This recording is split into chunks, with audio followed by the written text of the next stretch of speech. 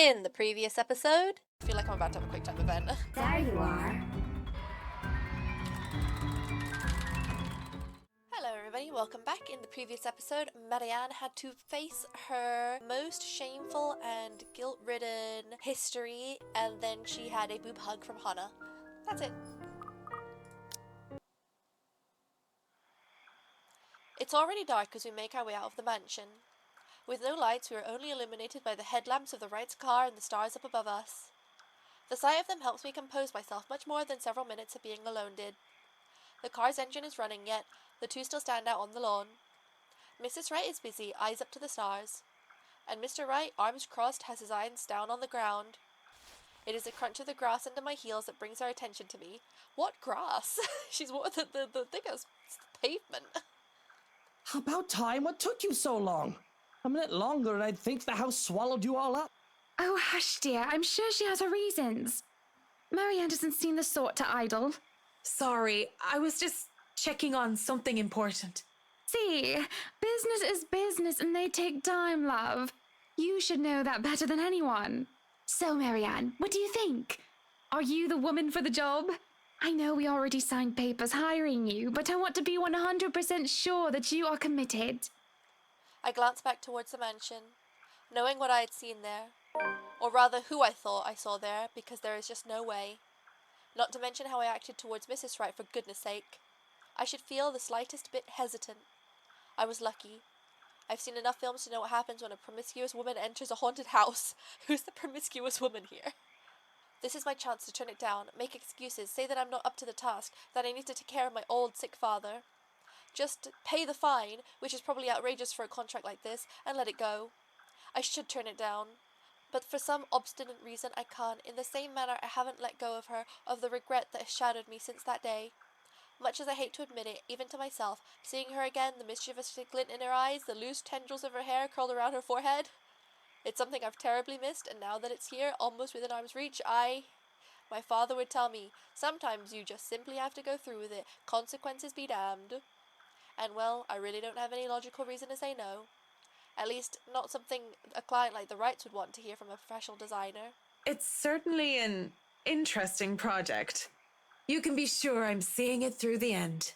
Such dedication! Oh, I do love the determination. You were always determined like that, weren't you? Hearing her voice once again sends a chill running down my back. I can't wait for this day to be over. Monday, October 24th. Marianne examined the first floor upon arrival at the mansion. After a small talk with Hannah Wright, Marianne headed for the study. There she saw a ghost from her past reflected in the mirror. Despite that, she gave her word that she would see through the project until the end. From the mansion and through Anselm, I rode with them in silence. But as soon as we hit city proper, I asked to be dropped off and bid them good night. I thought it'd be best if I didn't stay too long in confined spaces with either Mrs. or Mr. Wright. Both seemed to cause me serious trouble, and if the project had been any less interesting or grand, I would have dropped it without a second thought. Would have, should have, won't. I assure them that my place isn't that far off, and I have to fight off the urge to roll my eyes and groan when whiskey throws me a little smirk. Blech. But even in my own home, peace is elusive, as is sleep. I lie awake, thinking of what I saw in that mansion, of who I saw. If I was so much as hear a single whisper from her, if I so much as see a wisp of her hair, I'm afraid I'll go mad. But none of that happens, and it makes me feel hollow. For 2 nights I've had trouble sleeping, but it's only one morning when fatigue has already let me rest that I'm reminded of what terrifies me so. October 26th, Wednesday. So, Marianne sees the ghost and agrees to do the house.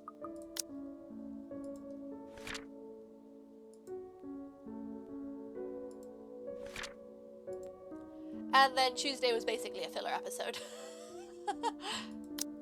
And then on Wednesday they moved into their house. Hannah and Zach took pictures, and Hannah and Luke had a fight. In my restless dreams, I see that mirror, the one in the study, and in it I see her. I see them.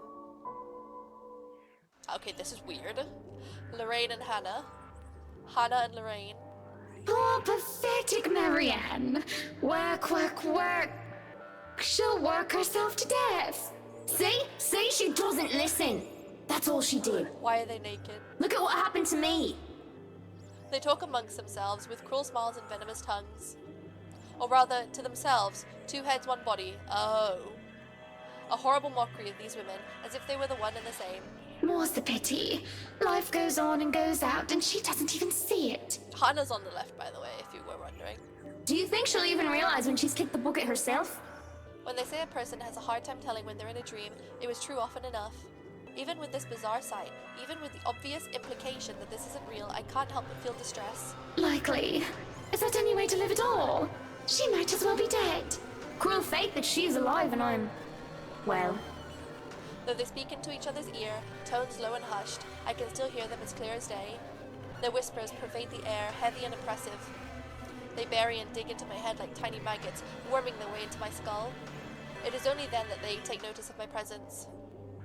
Eyes turn towards me and I can only feel small under their scrutiny. Caricature smiles etch on their faces, mimicking each other grotesquely. Oh, Marianne! How long have you been standing there, dearie? Come join us, Marianne. We won't bite. Unless you ask, that is. Have you been looking at us? Spying? How scandalous. Such a naughty girl. I'm sure you were just waiting for something lewd to happen, weren't you?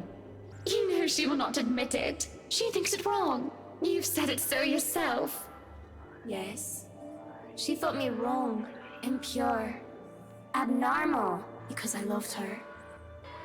My breath hitches and I open my mouth to protest, but they stop me, screeching. The mirror that holds them cracks, lines spidering across its surface. Do not lie. We know the gluttonous thoughts you try to deny, girl. All those desires you bury beneath that sickening guilt. You act the martyr when you turn the bed you lie in into your own hedonistic hell. You are nothing but a tainted soul with filth-stained flesh held together by falsehood and pride. Bloody hell.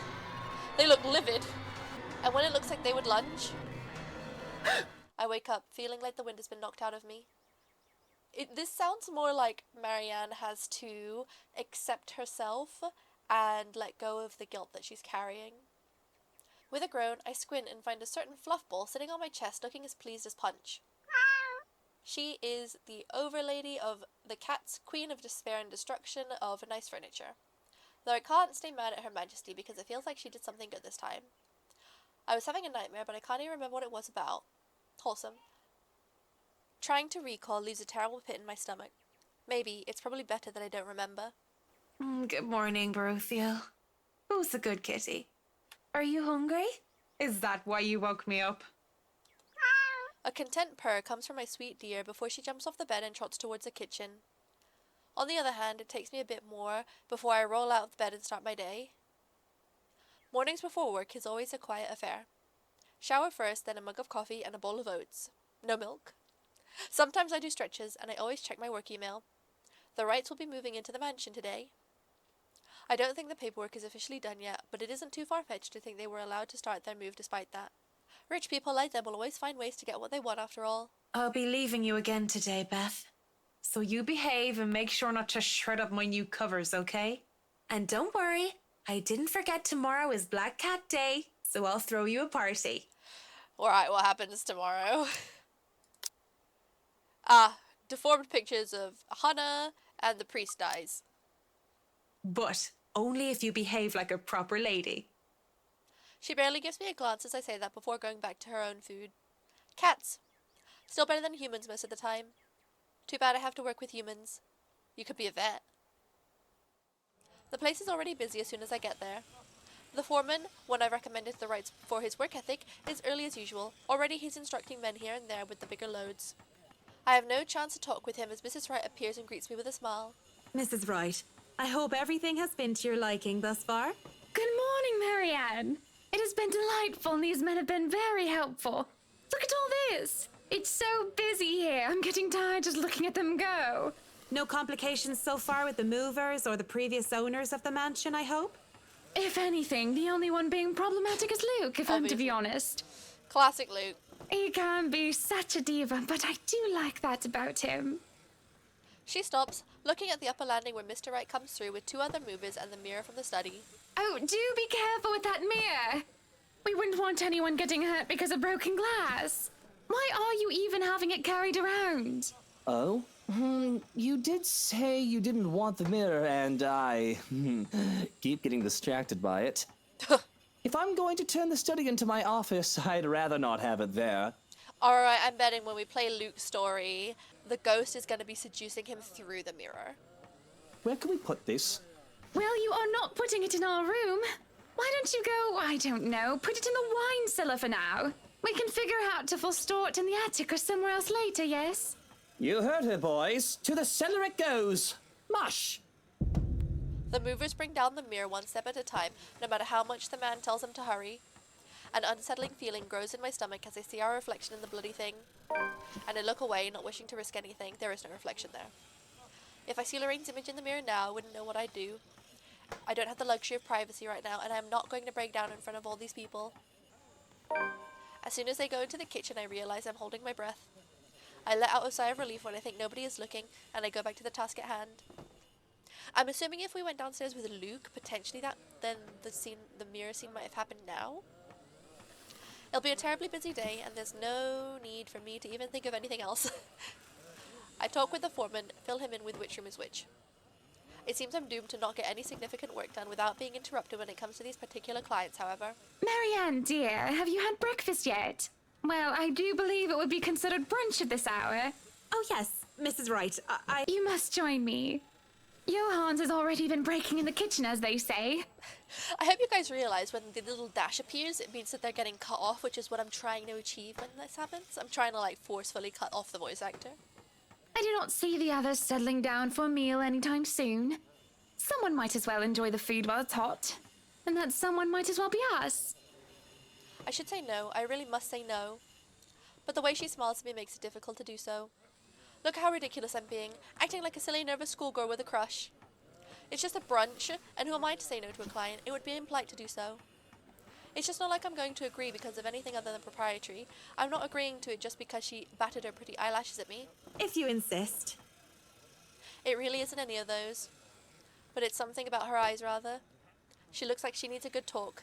A friend. And although I'm not supposed to be chummy with my client, there's no harm in pretending, right? Of course, I've been wrong on many occasions before. Maybe there is plenty harm in pretending that I care. Because pretending I care might actually lead to caring. Being alone in the same room as the missus leaves me reeling as I find myself paying too much attention to her. It seems so borderline unhealthy how much I'm getting obsessed, even if it's just by looking. And the little insignificant things that I noticed, like the way she plays with her hair or how she smooths down her dress. Up, higher, come on now. Whiskey's annoying voice in the other room helps pull me back to the ground. I'm just looking, aren't I? I know that's... What is it called? I'm just looking respectfully. I know that someone like her wouldn't even look at someone like me. Still, there's some time to turn around this bad decision. I'd really like to thank you for inviting me to breakfast, Mrs. Wright, but I already ate, so I should really go back to work. I'm also shipping Hannah with Zach, so sorry, Marianne. Nonsense! You arrived so early, you must not have gotten a proper meal. Sit, sit! I'd situate us in the dining hall, but it is a mess right now. Her concern is sweet, as is her smile. But I'm really not here for idle chit-chat, something I keep forgetting. We're both distracted when the food arrives, and it's enough for me to stay, at least until the meal is over. No more, no less, just polite. What is that? Like a bougie hash brown with egg and bacon? That actually sounds pretty good. And a cup of tea and a glass of orange juice. Thankfully, the conversation steers into a topic I'm comfortable with, work. This goes on for a bit and I can't be more relieved. Most people don't understand calling me a workaholic, but I chose to work in a field I'm enthusiastic about. So what if my career is also my hobby? But no, really, how have you liked it so far? Oh, it has been wonderful, believe me. Everything is going smoothly too. It has been a long time since I've worked on something on this grand a scale. Nowadays, everyone is about condos and flats, living in the city where every room is an identical box. Believe me, this is very refreshing. We lived in a condo before this, Marianne. I didn't mean any insult. It's fine, sweetie. Look at you, all frazzled. I was just pulling your leg. Luke wanted that penthouse when we got married, and you can thank him for purchasing this place as well. Wait, doesn't she own the house? I'm pretty sure... I have no business with it though, it's theirs to hash out. But apparently the momentary confusion had been visible on my face. Don't be fooled. I'm just the treasury. I wouldn't be able to make a purchase this grand without his seal of approval. I remember this conversation. I see. That's it. That's all you have to say. Yes, what else is there to it? Without warning, this nice friendly chat devolved into something horrible. Something sad. But I really don't know what to say, Mrs. Wright. We were talking of no topic in particular, and... Luke. We were talking about Luke. Yeah, this chat happened on Hannah's story.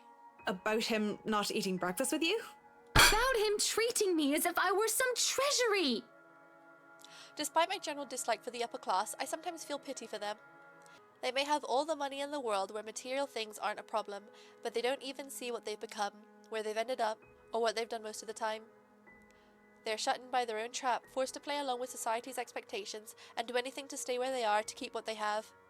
A world where even people feel or are treated like they are mere possessions. When someone is at the top, the only way for them to go is down. I've worked with many Hannahs and Lukes and Whiskies, but I've never been one of them. I don't pretend to understand the world any deeper than that. I merely know what I've witnessed before. She looks lost, speechless at how she betrayed herself. My pity for the likes of her returns. Nothing but pity moves me as I speak before she can say anything else that might ruin or break her. I won't speak a word, Mrs. Wright. Not only am I contractually obliged to, it would also go against my principles. This is no one else's business but your own, and it should be kept between the two of you, and whoever you wish to seek counsel from. Please, Marianne. You have to understand. These sort of affairs, if anyone were to know this, they could just twist it and we'll be ruined. All I ask for is your silence on the matter.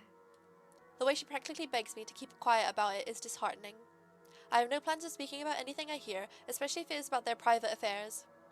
But the way she looks at me, the way she just expects some sort of fallout because of this, makes my heart clench. Well, I'm keeping that information confidential as well.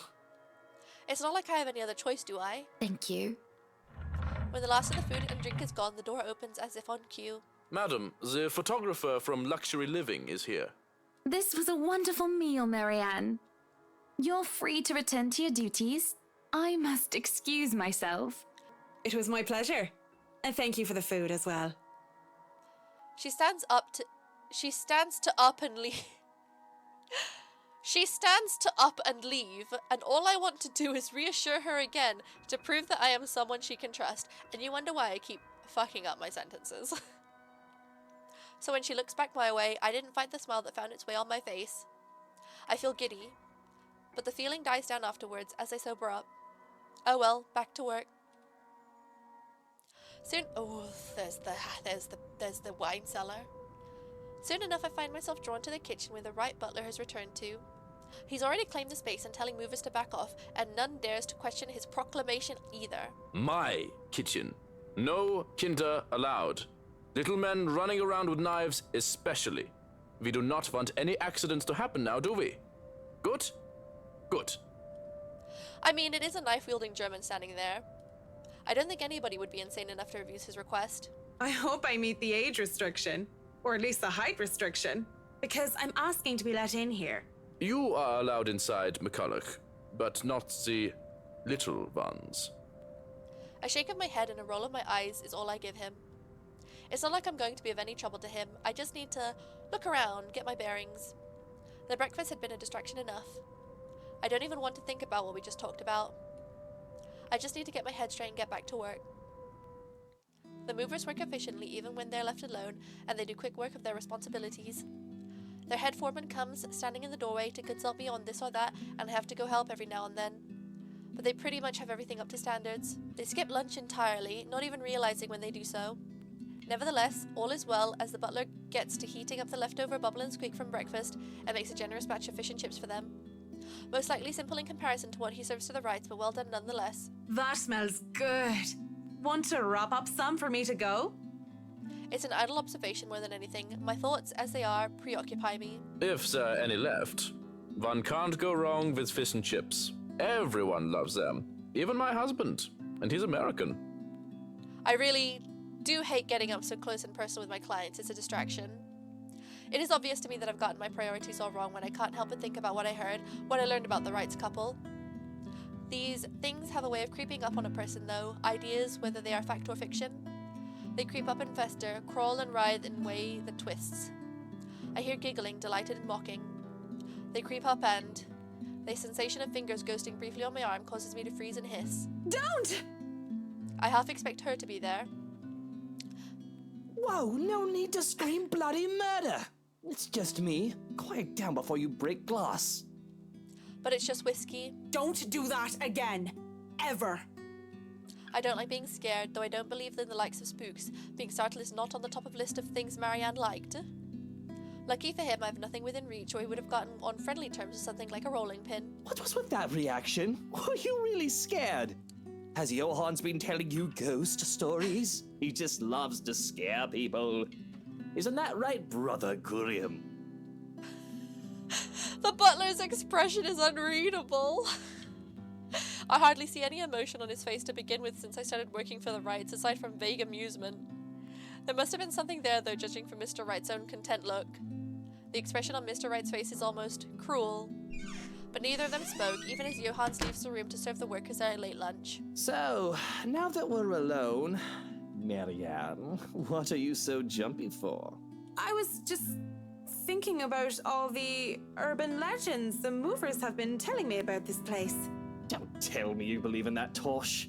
They're nothing but tales made up to scare children. Timmy, Billy, don't you dare go up to that big mansion and get in trouble there. The ghosts are going to get you. That's a boring way to look at it, but that's usually what it is anyway, no? Like I said, I was just thinking. It would be a relief, actually, if those rumors of this place being haunted is true. That just means I'm not going bonkers. Hearing, let alone seeing a dead person isn't exactly the symptoms of a healthy mind. Sure, it means there would be such good things as ghouls and goblins, but at least I'd be sane. On the other hand, there would actually be a dead girl walking around. If you could excuse the inane question, Mr. Wright, you haven't noticed anything weird here? A simple enough question on the surface, yet I notice a man stiffen as the question leaves my mouth. I wouldn't have noticed it if I wasn't watching his reaction intently, but in his eyes I see something dangerous. That depends on your definition of the word weird. Are we still on the topic of this place being haunted? Because no, things have not started to fly around and we have yet to require an exorcism. I don't think my head would like to do the whole 180-degree turn thing. I believe Luke gets possessed tomorrow. Well, maybe that, but no strange people? Aside from my usually weird butler and all the weird men traipsing around touching my things? No, not really. Why do you ask? Have you noticed anyone strange while you were here? Because you must report it to Johann's and he'll have security handle it. But these reports better not be about ghosts and things that go bump in the night. I don't want to waste manpower on the boogeyman or senseless witch hunts. I'll keep that in mind, Mr. Wright. But no, it's nothing like that. I guess the mansion is just strange for me. It's a unique project. No strange men or women lurking about then? A dead teenager would technically qualify as strange. But yeah, the whole I see dead people thing isn't going to go over well. None that I know of. But I'll inform Johannes immediately if something comes up. I'm serious, Mint. You see anything, anyone suspicious, and you report it. Immediately. Oh. I think that goes without saying. The concern he have on the talk of security is quickly gone. His arrogant smug smoke returns, if a bit subdued. Whatever smarmy remark or innuendo he has at the ready never comes though, as voices from the dining hall ring out. So, is this a full-time job for you then? Nah, I just freelance mostly, for magazines, newspapers, and events. So you can't really call it a full-time job. It's fun and it puts food on the table, but it's not what I really want to do. At least not all the time. That would be the magazine photographer, I presume. As always, Mrs. Wright talks in such a kind and cheery fashion, no matter who she's talking with. It certainly puts people at ease around her. It sounds like it's working on the photographer too. Hearing them, though, seems to put Mr. Wright in a sour mood. At least, if his small scowl is anything to go by, that's not a scowl. Is he jealous? I guess we'll find out on the next episode, everybody. Thank you so much for joining me. I'm sorry if this episode was a little bit jumpy. I kept messing up the reading, but what are you gonna do? Everybody have a wonderful evening, and I will see you all on the next episode. Bye! I'll